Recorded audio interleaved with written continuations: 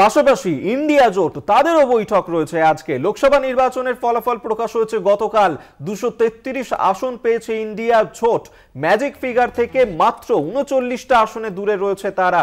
এবং আজকের বৈঠকে, ইন্ডিয়া জোটের বৈঠকে অভিষেক বন্দ্যোপাধ্যায় তিনি তো যেতে চলেছেন, তবে যারা নির্ণায়ক অর্থাৎ চন্দ্রবাবু নাইডু, নীতিশ কুমার, যাদেরকে পাল্টুরাম বলা হয়, বারবার দলবদলের ক্ষেত্রে আমরা দেখেছিলাম তারা একাধিকবার দলবদল করেছিলেন, সেই ক্ষেত্রে তারা কি আজকে ইন্ডিয়া জোটে যোগ দিতে পারেন নাকি এনডিএ জোটেই তারা আজকে যাবেন, সেই দিকে কিন্তু বিশেষভাবে নজর থাকছে। কারণ ইন্ডিয়া জোট তারা যদি সেক্ষেত্রে নীতিশ কুমার, চন্দ্রবাবু নাইডু তাদেরকে নিজেদের জোটে নিয়ে আসতে পারেন, নিজেদের সমর্থনে আনতে পারেন, তাহলে কিন্তু সরকার গঠনের সম্ভাবনা থাকছে সেক্ষেত্রে।